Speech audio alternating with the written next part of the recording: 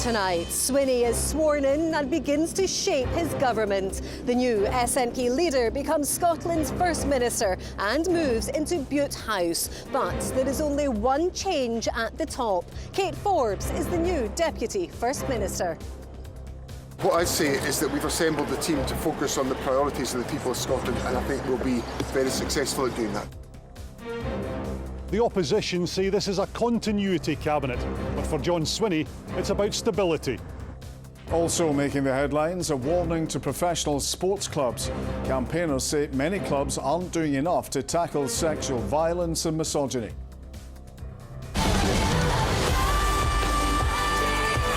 And tailor-made, a new college course to get non-Swifties up to speed on the pop superstar. I'm John Mackay in the studio. And I'm Kellyanne Woodland in Edinburgh. This is the STV News at 6, live from Bute House.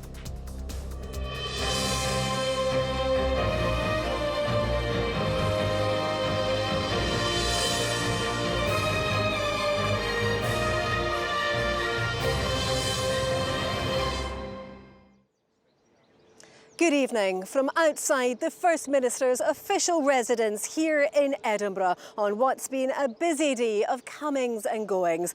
Behind that door, John Swinney spent the afternoon putting together his top team as he tries to unite his party. As promised, a big promotion for Kate Forbes. She is now Deputy First Minister and will also take on the economy brief. It's the only change from the cabinet under Humza Yousaf. Opposition parties say it will mean continued chaos at the heart of government. Well, in a moment, we'll get the thoughts of our political editor, Colin Mackay. But first, here's our political correspondent, Ewan Petrie. You swear that you will well and truly serve His Majesty King Charles in the office of First Minister of the Scottish Government. John Swinney described this as an overwhelming moment. Will you now sign the parchments? With his family watching on, he was granted his official title of First Minister, as Scotland's most senior judge read the 3 oaths of office. It is the privilege of my life, and I look forward to dedicating my future to serving the people of Scotland as I have done so for so many years, and to do that as First Minister. Well, after the ceremony, John Swinney headed here to Bute House to continue the job of forming his government, and all eyes were on Kate Forbes after he'd promised her a significant role within his cabinet. Having opted not to run for the top job, the former Finance Secretary was first to arrive to learn exactly what that role would be. We'll find out soon enough. See ya. Within an hour, Forbes was named the new Deputy First Minister and will also be Economy Secretary. She replaces Shona Robison, who offered to step down as Deputy to make way and help reunite the party. Robison remains in Cabinet as Finance Secretary.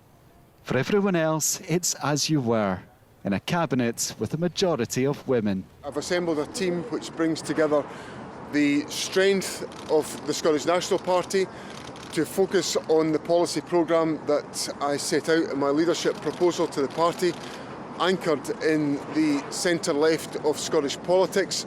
It's an enormous privilege, and I look forward to supporting the First Minister as he pursues the priorities of the Scottish people, eradicating poverty, ensuring economic growth and ultimately uniting the country behind the great opportunities of our day. The new Cabinet appointments will be formally approved in Parliament tomorrow. This is Humza Yousaf's cabinet with a different figurehead. Kate Forbes said that continuity wouldn't cut it, but she's just joined a cabinet with continuity at its core. The same failed ministers of the Sturgeon and Yousaf era, and the same old independence obsession. We will just see continued chaos at the heart of government. All of the faces, bar one round the table, remain exactly the same, and these are the people that have presided over chaos in government. It isn't really about personalities. It's about policy and the direction of travel, and that is for the First Minister to set out. Every member of Cabinet will be bound by collective responsibility. MSPs will get their first chance to grill the new First Minister tomorrow when John Swinney faces questions at Holyrood. Ewan Petrie, STV News. Well, our political editor, Colin Mackay, has been here all day. Colin, what did you make of the new cabinet? Kellyanne, I'm not sure why it took so long, because it's pretty much the same cabinet as we had before, plus Kate Forbes. And she knew the job that she was getting before she went in. This is the deal that she did with John Swinney last week, so that she didn't stand for the leadership against him. But it is quite a big deal. Shona Robison had to give up being Deputy First Minister to make it happen. Mary McCallan had to give up the economy brief to make it happen. So it's not surprising to me that the opposition are talking about a continuity cabinet. But for John Swinney, it's about stability and unity. And you have to ask then, Colin, how much of a fresh start is it? Well, we'll get the junior ministers announced in the next few hours, probably. It'll be a slightly reduced number of them. He's spoken to the Prime Minister this afternoon, no great meeting of minds there. But I think in terms of a fresh start, that's up to John Swinney. He recognises the problems that he faces in the party and in government, and that's a starting point. But there are three key things for me that he needs to focus on: competence, delivery and trust. All right, Colin, well, lots still to talk about, so we'll hear more from you later in the programme. So, after 27 years in politics, John Swinney is now Scotland's 7th First Minister. First elected to Westminster in 1997 as the MP for Tayside North. He was one of the original intake when the Scottish Parliament was formed in 1999, representing Perthshire North, which he still holds today. Well, Lynn Rankin has been to Mr Swinney's hometown of Blairgowrie. We were going to start at Rannoch Station, as you can see from the photograph, and we were cycling to Dunkeld. Bob Ellis has known John Swinney since before he became a politician. Their friendship formed on a mutual love of the outdoors. The former Perth and Kinross councillor used to drive the now First Minister around Scotland. He's thrilled Mr Swinney is now in the driving seat.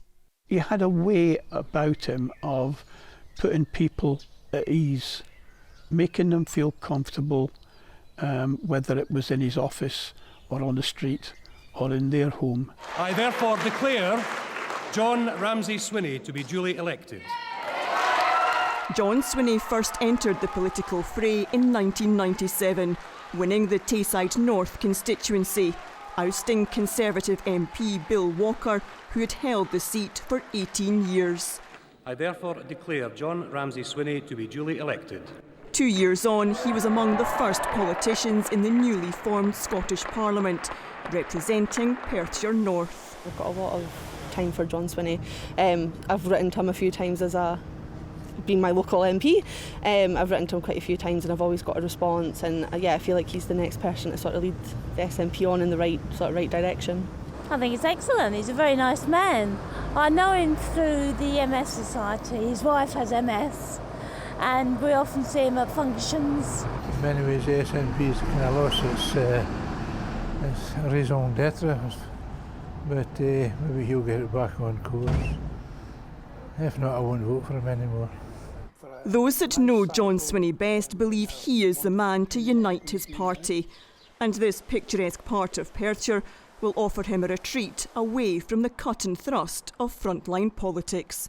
Lynn Rankin, STV News. Well, that's all from me at Bute House for the moment. I'll be back later in the programme. Now, though, it's over to John for the rest of the day's news and sport. For the moment, Kellyanne, thank you. Power companies' profits aren't excessive, they're fair and reasonable, so says the chief executive of the energy regulator Ofgem. He was asked about the £30 billion worth of profits energy suppliers are making in a year. It comes as one man told STV News he's paying more than £400 a month for his gas and electricity.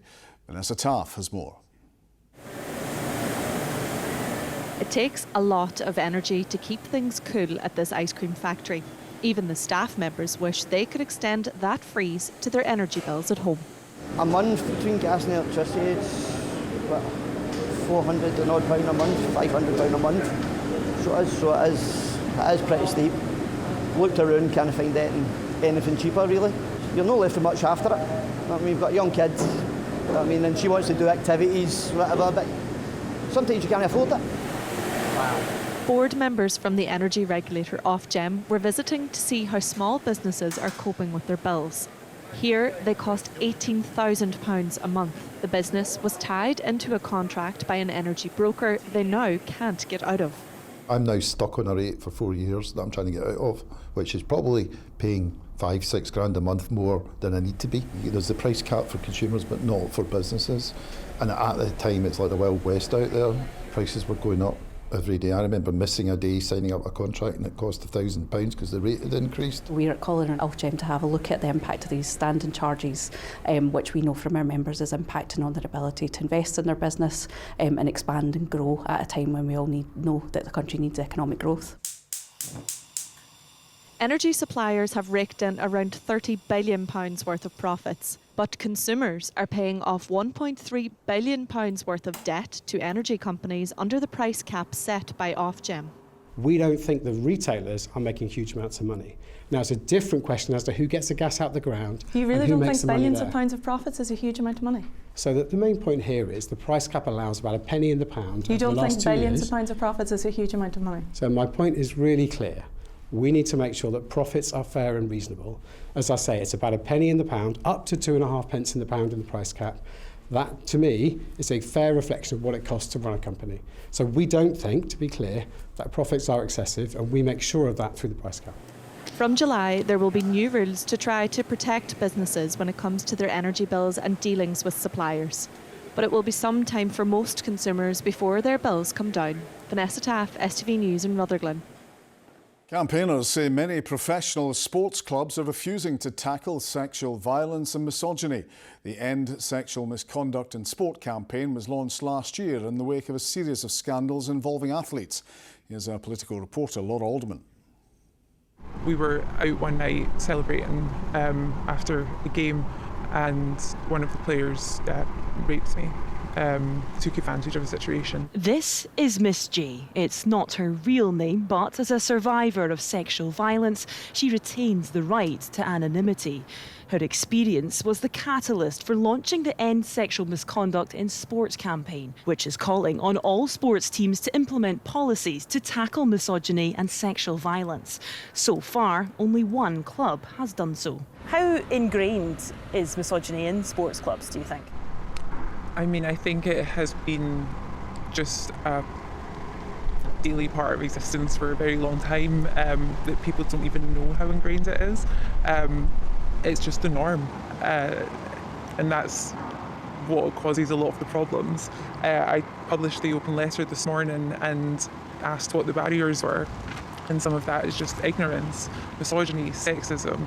And it is just the fact that this is just what everyone is used to. The campaign came in the wake of several high-profile sexual assault cases involving footballers. The owners of Clyde Football Club Stadium are considering kicking them out after the rapist David Goodwillie rejoined the team. But marathon runner Mary says it's pervasive in all sports. She was sexually assaulted by her coach over a 6-year period. In elite sport, 1 in 3 athletes will experience sexual harassment before the ages of 18. And we also know that in grassroots sport, I think it's 1 in 8. So the prevalence is really, really high. It's a systemic issue, and it stems from what is sport, what does sport mean, how is sport run, how is sport governed, how is funding disseminated. We can't pretend that cultural change can happen overnight. It can't. Attitudes take a long time to change. Following a key meeting at the Scottish Parliament today, MSPs admit progress has been slow. We know that we've got thousands of sports clubs across the country where young men and boys are engaged in sport, and I think that's a really huge opportunity actually to educate young men about the role that they have in challenging these behaviours, calling them out in their friends and peers, but also looking at their own behaviour as well. While talks at Holyrood are welcomed, campaigners say a far wider discussion is needed beyond the sports fields and locker rooms to truly root out sexual misconduct in sport. Laura Alderman, STV News, Edinburgh. At Westminster, there's been a different kind of reshuffle with the defection of a Conservative MP to Labour as Prime Minister's questions got underway. Our correspondent, Paris Koutsianis, joins us. And Paris, fair to say the Prime Minister was blindsided? Absolutely, John. This was a total shock. Conservative MPs sitting in the House of Commons were looking at their phones in disbelief and then saw the evidence of their own eyes as Natalie Elphicke, who until noon was the Conservative MP for Dover, sat down behind the Labour leader on the opposition benches. And this is the second week running that Keir Starmer has unveiled a defecting Tory MP at PMQs. Why is this one so shocking? Because Miss Elphick was considered until now on the right of the Conservative Party, a strong advocate for tough action against asylum seekers who cross the English Channel. For the Tories, after those terrible election results last week, this will simply add to the sense of resignation, but it's also worth considering the impact within Labour too, because there's discomfort on the left tonight and criticism from the SNP that Labour would welcome Miss Elphick. Clearly Labour is getting a taste for victory. The critics say that shouldn't come at any price. Paris at Westminster, thank you. Parents and teachers gathered at Govan Cross protesting against Glasgow City Council axing 172 education posts this year. Unions said that could rise to 450 over the next 3 years. The plans come as the council makes cuts to public services. Ollie Dickinson has more. Well, parents and unions are protesting here over what they say are deep and harsh cuts to teacher numbers across the Glasgow City Council area. 172 teaching staff are already confirmed to be going, with unions warning that they fear that number could be as high as 450 over 3 years, although the City Council has not confirmed those numbers specifically. Now, unions have called these cuts madness, and parents we've spoken to today say they have real concerns and fears over the impact that these cuts could have on their child's education. The amount of support that they're getting now, come August, they won't be getting that much support. And because our school does a lot of outdoor learning, family learning, that would have to come to an end, or, I would have to be lessened, which obviously we don't want, because we have a lot of outside ground space, so which gets used all the time. And with less staff and no money coming in, that all will be affected, and the kids are not happy about that. Teachers are going to be pushed to their absolute max, and it means that any extracurricular activities, any one-to-one support, you're really relying on the goodwill of teachers, and if they don't have the time to do it and all their time's front-facing, working with our kids, actually teaching them, any extracurricular activities, one-to-one supports that should be happening in order to help our young people are just, they're the first things that are going to go, particularly for, our kids with additional support needs that might need that little bit more support in order to thrive. Well, these cuts come as the City Council attempts to plug a significant black hole in its budget, £108 million that needs to be found. A spokesperson told STV News that they have done everything they can to minimise the impact on education, but in the current financial climate, all options have to be considered. They say that education continues to make up more than half of the service expenditure. Ollie Dickinson, STV News, Govan. Now, Raman's here with the sport. Cheers, John. Good evening to you all. Brendan Rodgers says Rangers will be facing the best version of his Celtic team when the pair meet on Saturday. The champions have a 3-point lead over their rivals, and a win this weekend would go a long way in them retaining the Premiership trophy. With more on this and a roundup of the rest of today's football news, here's Ronnie Charters. An impressive performance ahead of a huge Old Firm derby. Celtic's 3-0 win over Hearts maintained their 3-point lead over Rangers heading into Saturday's head-to-head, with Brendan Rodgers insisting his players are peaking at the right time. A win for the champions over their Glasgow rivals would move Celtic 6 points clear with just 2 games left. Meanwhile, after David Watson was named PFA Young Player of the Year, his Kilmarnock manager is expecting the 19-year-old to be in demand this summer. Davey is one that we would like to hang about a bit longer. As a manager, you want to try and hold on to your best players for as long as you can, but we understand the market, and if there is offers coming from, as I expect, it's something that we'd have to look at, but we don't want to lose him. I think he's a credit to himself. I think he's only going to get better. Over at Livingston, after their relegation to the Championship was confirmed following their defeat to Motherwell at the weekend, David Martindale says a decision on his future won't be made until the end of the season. Would I like to be involved in trying to take Livingston back to the Premier League? Of course I would. Of course I would. I've been very vocal over the years. I've said my future's not going to be determined by David Martindale. My future's going to be determined by the people at the club. And after Alex Gogic signed a new 3-year deal at St Mirren, The midfielder says the chance of playing in Europe was a factor in his decision to stay. We still haven't achieved anything yet. We've achieved top 6, which was our first goal, and then we still have 3 games to play and hopefully get into Europe. But it's been amazing. I think even from last year, I keep saying it, the changing room, the staff, everyone, about the club, we're like one big family. Ronnie Charters, STV News. Andy Murray will make his comeback from injury at the Geneva Open, which gets underway next weekend. Murray has been sidelined since March after rupturing his ankle ligaments at the Miami Open. The former world number 1, who is set to retire later this year, is also scheduled to compete at the French Open later this month. Robert McIntyre says it's been a wild learning curve for him moving to play in America, but he can't wait to return home to play this summer. McIntyre says July's Scottish Open is the biggest event for him outside of the majors, ahead of a huge summer of golf in the country. Jamie Borthwick reports. Preparations for the 42nd Scottish Open are well underway, and once again a stellar cast of world golf's best players is setting course for the Renaissance Club in East Lothian. Rory McIlroy will return to defend the title he won in dramatic fashion as he pipped home favourite Robert McIntyre by 1 shot. The Open golfer has taken his game to America this year. The Scottish Open will be his first competitive outing back on this side of the Atlantic. It's been wild, to be honest. It's completely different. You're playing against the best in the world out here. It's a different environment for me, but I'm just trying to enjoy it and learn as much as I can week in, week out. Scottish Open for me is the biggest event outside of the major championships, and for any Scottish guy, it's the one they want to win. It's been confirmed that the Scottish Open will stay here at the Renaissance Club until at least 2026, and this July it'll tee off a major fortnight for golf in Scotland, with the Open Championship taking place at Royal Troon. Certainly for the Scots and myself, being a local guy, it's it's probably the one we look forward to the most. To go to play here and then at Troon, it'd be a pretty special couple of weeks in July. The Scottish Open gets underway on the East Lothian coast on the 11th of July. Jamie Borthwick, STV News at the Renaissance Club. And that's all your sport tonight. Now, Philip, how's the weather? Light winds rolling in from the west. We'll be joined by some very welcomed ice creams.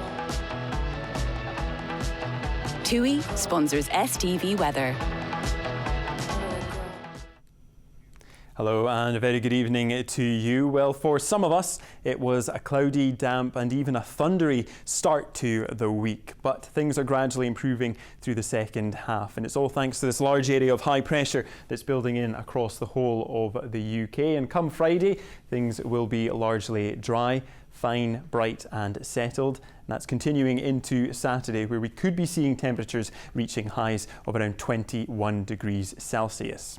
Now, it's something to look forward to, but we just need to get through this evening, unfortunately. Cloud currently is thickening from the west as these frontal systems are moving in, and it's bringing with it a band of rain. That rain is becoming fairly widespread overnight as it spreads eastwards, and along with that, the winds are picking up speed, so it will be turning a bit breezier. Temperatures dropping to lows of around 11 or 12 degrees Celsius. Looking ahead to tomorrow, another cloudy start to the day. That main band of rain will have cleared eastwards, however, and through the course of the afternoon, it's remaining largely dry, with some brighter and sunnier spells developing, and in the best of the brightness, temperatures reaching highs of 18 degrees Celsius.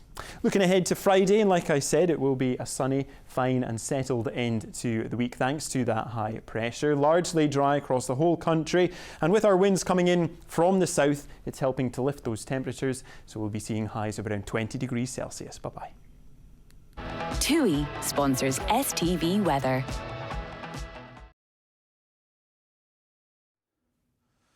Now, in Glasgow last night, some new students were put through their paces in an unlikely specialist subject. Pop superstar Taylor Swift, ahead of her sold-out Murrayfield gigs. Vidushi Tiwari joined the students at Clyde College. Welcome to the Eras Tour! She's the world's biggest pop star, with superfans aware of her every move. You're making me feel excellent right now. But for those who don't know their reputation from their folklore, this masterclass is changing everything. I really wanted to know more about all of the Taylor Swift lore, like all of the boyfriends, and I knew the different albums, but I didn't know all the songs. Because she has such a diverse catalogue, she does attract all different kinds of listeners. There's something for everyone in this tour, and because it is such a moment, even if people aren't massive Swifties, they want to be there. You just pleat it. They learned all about the Swiftie style and their fearless makeup looks, so they can get their money's worth in their best cardigan or even something bejeweled. Yeah, just brilliant, really enthusiastic. And I think it's about getting full value, you know, because you're going to an experience. I was at the Beyonce concert last year, and what she done for Edinburgh and the business and the bars, it was fabulous. And if it's something, apparently this is going to be even more huge, so I'm all for it. Yeah, bring it on. I'm very angry because I couldn't get concert tickets, and the fact there was people here saying that I'm not a Swiftie and I'm going to the concert made me kind of have my reputation moment. I'm definitely now a Swiftie. These new Swifties are now ready for it, prepared for an enchanted time. Vidushi Tiwari, STV News in Glasgow. Now back to the day's top story. Kellyanne is at Butte House. Thanks very much, John. Talking of Taylor Swift, Colin, do you think John Swinney's a Swiftie? Well, you know, she's in Edinburgh next month. He might invite her for a tour of Butte House, but there is no doubt there has been bad blood in Scottish politics over the last fortnight. Now John Swinney just has to shake it off. Shake it off. A secret Swiftie there, Colin. 7th First Minister, how do you think John Swinney fits in? You almost called him John Swift there. John Swiftie. No, do you know what? He reminds me a bit of when Jack McConnell took over from Henry McLeish. It was both just after a year of their predecessor. They're both a better bet, I think, than their predecessor. Now, Jack McConnell's mantra at the time was do less better. I think John Swinney is looking at much the same. They have to get rid of the stuff they can't do, the stuff that they can't do in minority government. He has to focus on delivery because that shows competence and it builds trust. All right, Colin. Well, as ever, great to get your analysis and your Swiftie knowledge too. And that is all from the STV News at 6 on another big day in Scottish politics. Butte House now has its 3rd resident in little over a year. It's a new chapter for John Swinney and Scotland. From all of us here on the ground in Edinburgh and in the studio, good night.